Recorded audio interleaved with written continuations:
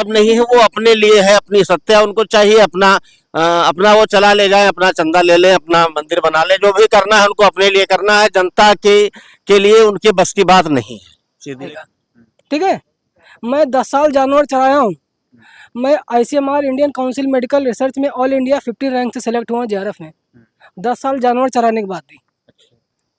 नमस्कार बहराइच, आज हम KDC ग्राउंड में हैं और KDC ग्राउंड के अंदर लगभग हर वर्ग का इंसान रहता है, चाहे वो बुजुर्ग हो, चाहे वो जवान हो, या फिर हम कह सकते हैं ऐसा बच्चा जो अभी शायद वोट देने के लायक ना हो, रोजगार करने के लायक ना हो, वो बच्चा भी यहाँ मिलता है। हम सब कुछ जान सकते हैं एक ग्राउंड के अंदर कि आखिर भारत का भविष्य कहाँ जाने वाला है। भविष्य की बात अगर करें तो इस समय की वर्तमान गवर्नमेंट प्रमोट कर रही है रोजगार को, उद्यम को। आप खुद का उद्यम करिए, खुद का रोजगार करिए और देश को आगे बढ़ाइए, नौकरी लेने के बजाय नौकरी देने पर आगे बढ़ें। लेकिन इस बार का जो चुनाव हुआ, कहीं ना कहीं उसका मुद्दा नौकरी रहा। नौकरी में कई सारे जगहों पर बच्चों ने या कई लोगों ने बताया, आप अगर मेरी पुरानी वीडियो देखेंगे तो उसमें आपको जान मिलेगा, मैंने कल भी बताया था आपको, लोगों ने साफ मत से कहा कि नौकरी देने में नाकामयाब रही भाजपा गवर्नमेंट, इसी वजह से इस बार सीटों की संख्या बहुत कम हुई है। आइए जानते हैं कुछ लोगों से जो बहुत लंबे समय से कई सारे फील्ड में काम कर रहे हैं, उनका क्या कहना है। भारत का भविष्य कहाँ पे है, रोजगार में है या फिर नौकरी करने में है।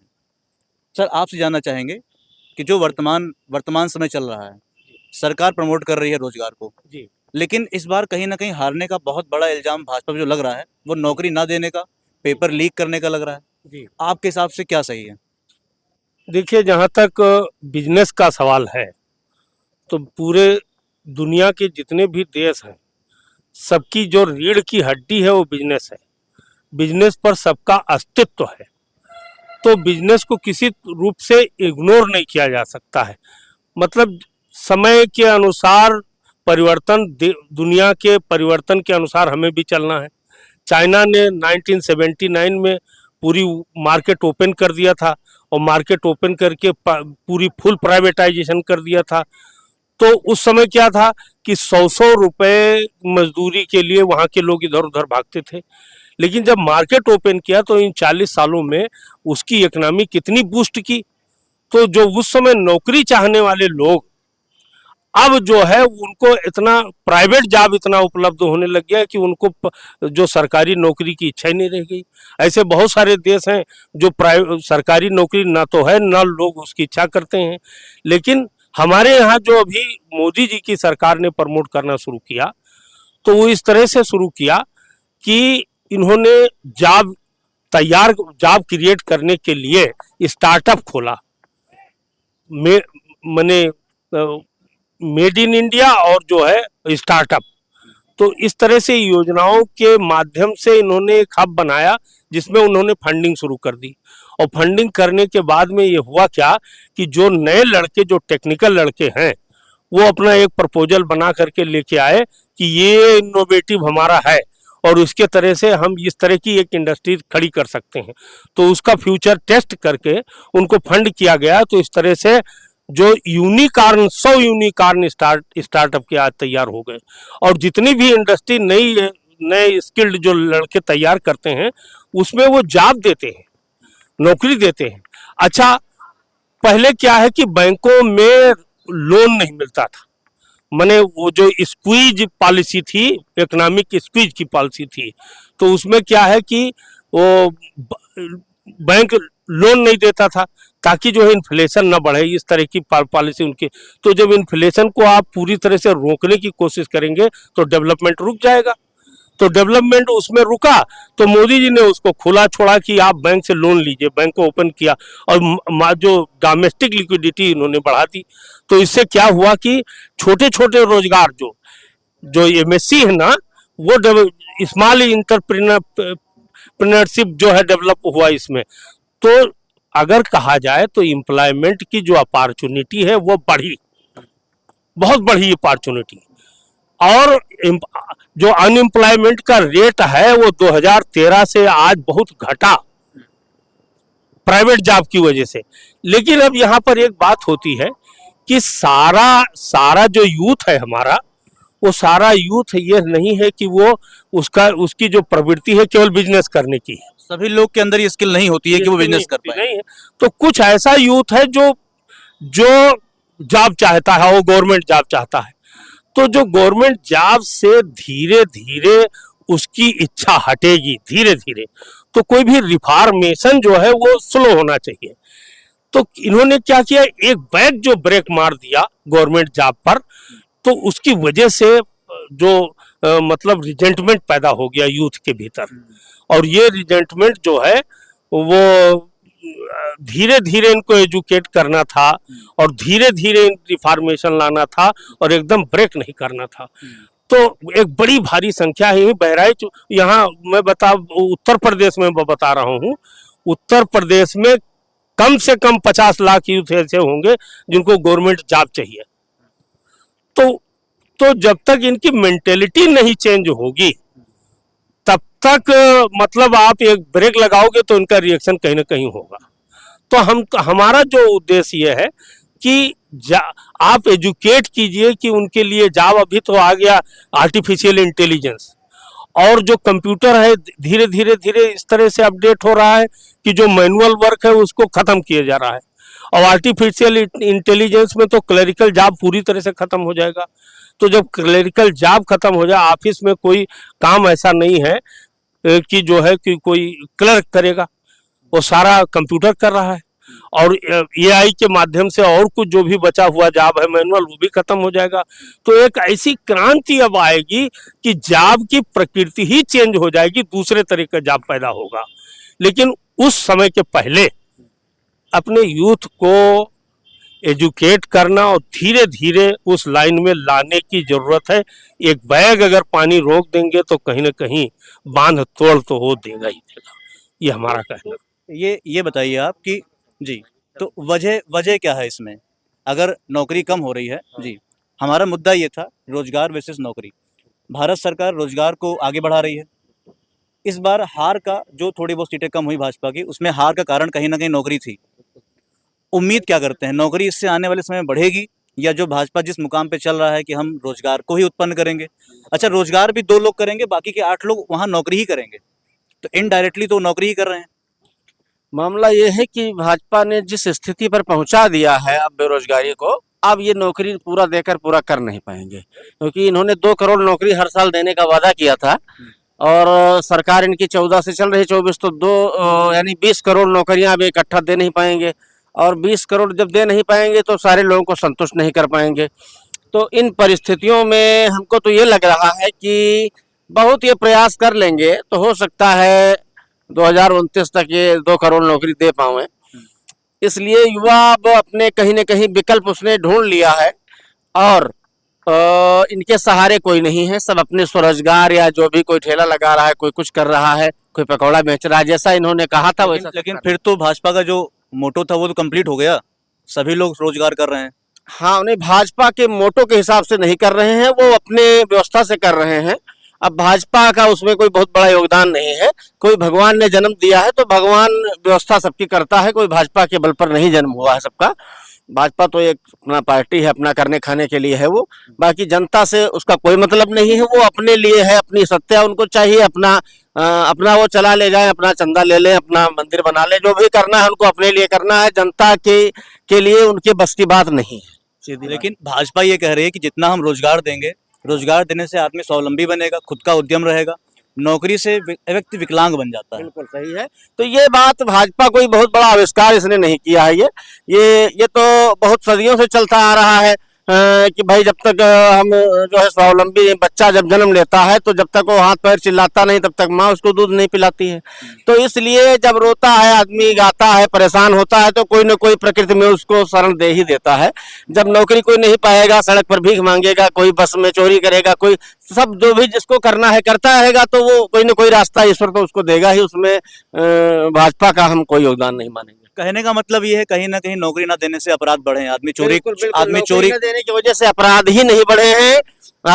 हर तरह से जो है समाज में संकट आया है, एक तरह से पूरी तरह समाज एक तरह से समस्याओं से घिर गया है, और हर चौराहे पर कुछ नए नए इस तरह के जो है मामले हो रहे हैं, जिससे लगता है कि बेरोजगारी ये बढ़ी है। अच्छा, दूसरी बात, इस बार जब चुनाव हुआ तो भाजपा की सीटें कम हुई, करीब 40+ सीट भाजपा हारी यूपी के अंदर। मुद्दा क्या लगता है, नौकरी था कि नहीं? नहीं, बेरोजगारी तो खैर मुद्दा है ही है, लेकिन देखो, बेरोजगारी जो अपने यहाँ है, ये वर्तमान परिदृश्य में बेरोजगारी एक प्रमुख मुद्दा रहा है, क्योंकि अभी अचानक रोजगार पर ब्रेक लग गया। कई सालों से पेपर लीक हो गए और कोई भर्ती इस प्रकार की नहीं हो पाई जिसमें हमारे युवा अभ्यर्थी जो सफल हो सकें। तो इसका एक बहुत बड़ा जो है नुकसान भाजपा को उठाना पड़ा। तमाम जो भाजपा की कल्याणकारी योजनाएं थी, उन कल्याणकारी योजनाओं पर भी जो है ये बेरोजगारी का मुद्दा हावी रहा।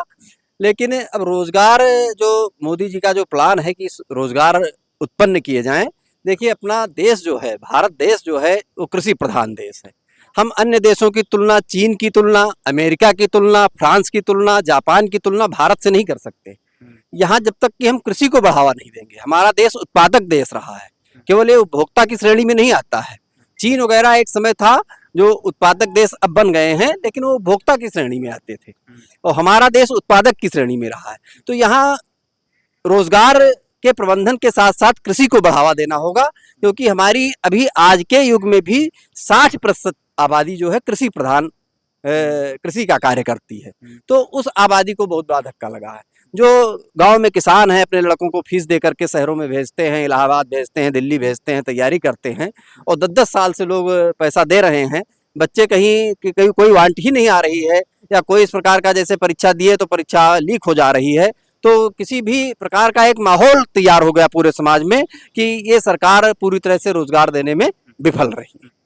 इसका जो है बहुत बड़ा खामियाजा भाजपा को उठाना पड़ा। कहीं ना कहीं मतलब जिम्मेदार है भाजपा इसके लिए, जो इस बार कमी सीटें आई इसकी। बिल्कुल। अच्छा, एक मुद्दा आप लोगों ने सुना होगा, पेपर लीक का।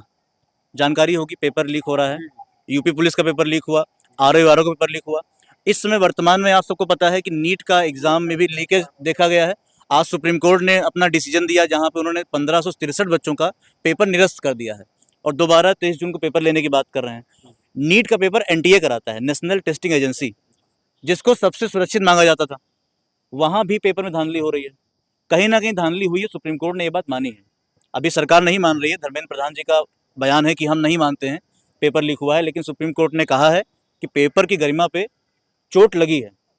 क्या लगता है, पेपर लीक जैसी मुद्दा जो कि हम बात करते थे सपा सरकार के अंदर की, वहां पे होता है, अंत आते आते भाजपा सरकार के अंदर भी वही माहौल बन रहा है। क्या लग रहा है, भविष्य कहाँ जा रहा है? देखो, ऐसा है कि ये पेपर, मान लीजिए किसी एक सर्विस का पेपर लीक हो तो बात समझ में आती है कि कोई गड़बड़ी हो गई, कहीं सुरक्षा में सेंध लग गई। किसी दूसरी वैकेंसी का पेपर लीक हो तो भी बात समझ में आती है। भाजपा गवर्नमेंट में जितने भी वैकेंसीज आई हैं, सबके पेपर में कहीं ना कहीं गड़बड़ी हुई है और लीक हुई हैं।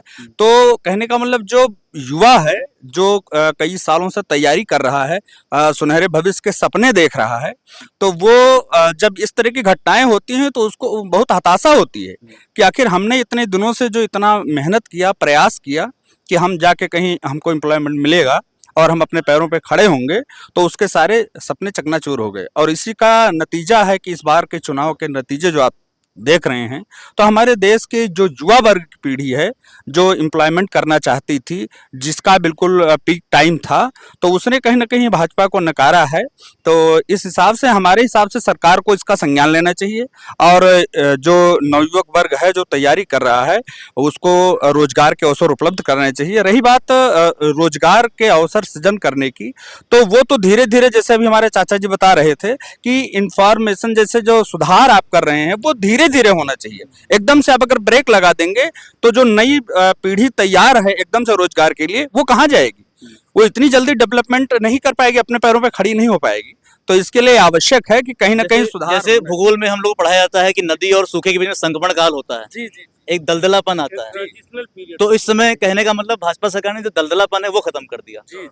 जी जी, हाँ, तो वो नहीं होना चाहिए, एकदम से नहीं होना चाहिए, धीरे धीरे धीरे धीरे। और जब आबादी बढ़ेगी, रोजगार के अवसर कम होंगे, तो धीरे धीरे आदमी स्वतः अपना रोजगार तो करेगा ही करेगा। लेकिन फिलहाल के लिए जो हमारी युवा पीढ़ी है, जैसे जो आप वादा किए थे 2 करोड़ नौकरी देने का पथ, बस तो उतना ना सही, लेकिन कम से कम एक स्तर तो होना चाहिए उसका कि इतनी जो है रोजगार के अवसर हम अपने युवाओं को उपलब्ध कराएंगे। 2 करोड़ ना सही 2 लाख तो आ जाए। जी बिल्कुल बिल्कुल, तो ये आवश्यक था, ये करना चाहिए था। हाँ, इस पे सरकार कहीं ना कहीं विचार करे, ये हमारी राय है। दादा आइए, देखिए दादा की दुकान है केडीसी के बाहर, डिग्री कॉलेज है, हजारों बच्चे रोज इनके पास जाते होंगे, और वो बच्चे जाते हैं जो इस समय पढ़ने वाले नौकरी की तलाश कर रहे हैं। कई बच्चों से मिलते होंगे दिन भर में आप, क्या लगता है समस्याएं क्या हैं उनकी? उनकी समस्याएं जो है उसका समाधान एक दिन में नहीं हो पाएगा। जो उनको अपने पैर पर खड़ा होना ही पड़ेगा, चाहे आज खड़े हो जाएं चाहे कल खड़े हो जाएं। और जो नौकरी जो है ना, नौकरी अपने अब आज के ज़माने में नौकरी से पाना एक जो है स्वर्ग से एक तारा तोड़ना है। जबकि वास्तविकता ये है कि आप जो है जब नौकरी छोड़ दें, खुद जो है नौकरी देने वाले बने, और सरकार जो वर्तमान में कर रही है अथवा करेगी, तो जहाँ तक आप जो कह रहे थे सीट कम हुई है, तो सीट तो कम हो ही करेगी। 10 साल उसने शासन किया है, तो जो एंटी रहा है उनका मामला, जो हर एक विरोध कर रहा है, एक आदमी के पीछे जो है 10-10 पार्टी 20-20 पार्टी लगी हैं, हर जगह वो जा रही हैं, उल्टा सीधा प्रचार कर रही हैं, तो सीट तो कम होनी ही है। और दूसरी बात ये है कि अब आदमी घर में सो रहा है, वोट देने जाएगा नहीं, तो क्या होगा? कहीं ना कहीं जो भाजपा के जो मुख्य वोटर थे वो घर से निकले ही नहीं, ये भी कह सकते हैं। हाँ, ये भी आप कह सकते हैं घर से नहीं निकले, लेकिन ये है इसमें जो बिल्कुल जो है समर्पित थे वो अपना खाना छोड़कर गए भी हैं। अब जो युवा हैं वो दिग्भ्रमित हैं, कभी ये पार्टी कभी वो पार्टी, कभी ये अच्छी कभी वो अच्छी। और हम लोगों को जो है मेन रूप से सिद्धांत जिसका अच्छा हो, आज आप गाली दे सकते हैं मोदी को, लेकिन यह व्यक्तित्व भारत के लिए शायद तो कभी लगता ही नहीं है, कभी शायद हो। एक से पहले जो है कहा जाता था ये हैं फिर वो हैं, तो वास्तव में ये है कि जो वो कर रहे हैं सबसे अच्छा कर रहे हैं, और उनके जो है ये शासन है तो उसमें जो है अच्छा ही होगा। हाँ, अभी आप देख रहे हैं जो लड़के हैं, हम तो बहुत लड़कों से मिलते हैं, उनकी एक व्यथा है पेपर लीक आउट हो गया, कोई कह रहा है हमारा जो ये हो गया। अरे भैया तुम नौकरी के काबिल हो जो नौकरी मांग रहे हो? कुछ तो खाली इजी नोट खरीदने पहुंचते होंगे। सीधी सी बात है, जैसे आप भी विद्यार्थी थे हमारे, जी है बहुत से विद्यार्थी खड़े हैं, तो बताइए कि आप जो है पढ़े हो जो अवसरीज से, अभी मैं पूछ लूँ खुद जो है, तो आपको अपने विषय वस्तु के बारे में ज्ञान नहीं है, आप कहें हमें नौकरी दे दो। अरे नौकरी लड़ कर ली जाती है, नौकरी कोई ये नहीं है कि ऐसे दे दिया। हाँ, अगर हिम्मत हो ले लो,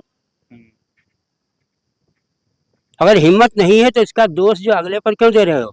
और रही बात दूसरी जो आप कह रहे हैं कि ये पेपर लीक आउट फलान लीक आउट, तो भाई नैतिकता के आधार से भीतर जो है ना शक्ति, उसका भी तो सुधार होना चाहिए।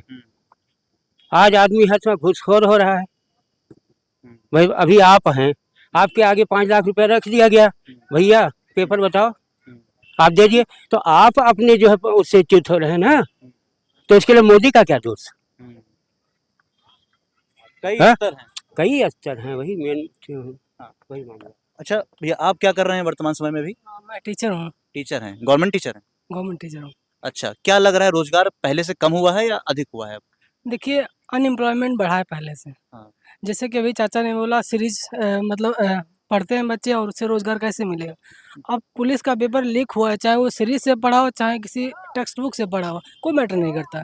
जब पेपर ही लीक हुआ तो अवध सीरीज को दोष देने का मतलब नहीं हुआ। अब 100 बच्चे मान लीजिए पीजी में इनरोल होते हैं, तो 100 बच्चे थोड़ी मतलब सीरीज से पढ़ते हैं।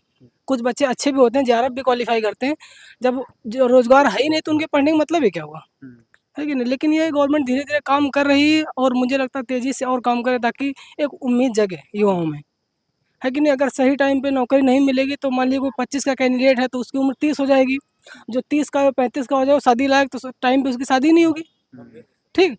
तो ऐसे में दिक्कत तो है ही है, लेकिन हमारे आदरणीय जो सरकार है वो इस मामले पे सोचे।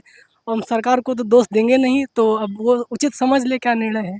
हाँ, नहीं जैसे रोजगार को आज के जो लड़के हैं, कई बार मैं बता रहा हूँ, जैसे मैं बहुत लोगों से मिलता हूँ, मैंने देखा है कि जो बच्चा कक्षा 9 में गया, पढ़ाई में कमज़ोर है, तो पढ़ाई में कमज़ोर होता है तो बोल देता है मुझे तो बिज़नेस करना है। उसने अपना पढ़ाई ना करने का बैकअप प्लान बना लिया। अपने टीचर से बोलता है, अरे सर हमको तो पढ़ाई करनी की ज़रूरत ही क्या है, मुझे तो इंटर के बाद रोज़गार करना है, बिज़नेस करना है। इस पर क्या लग रहा है आपको? देखिए जैसे कि आपने बताया कक्षा 9 तक मान लीजिए कोई पढ़ने में अच्छा नहीं था, हम इस बात को नज़रअंदाज नहीं कर सकते। कल जो बच्चा गधा था वो आज गधा ही रहेगा, ठीक है? मैं 10 साल जानवर चराया हूँ, मैं ICMR Indian council medical research में ऑल इंडिया 50 रैंक से सेलेक्ट हुआ JRF में, 10 साल जानवर चराने के बाद भी। ठीक है, तो इस बात को हम नहीं मान सकते कि कक्षा 9 तक बच्चा पढ़ने में अच्छा नहीं था कि मतलब ना जाने किस रूप में ईश्वर मिल जाए, है कि नहीं। तो यह है कि कैंडिडेट कभी भी जग सकता है। पढ़ाई लिखाई ऐसा है कि जब जागो तभी सवेरा।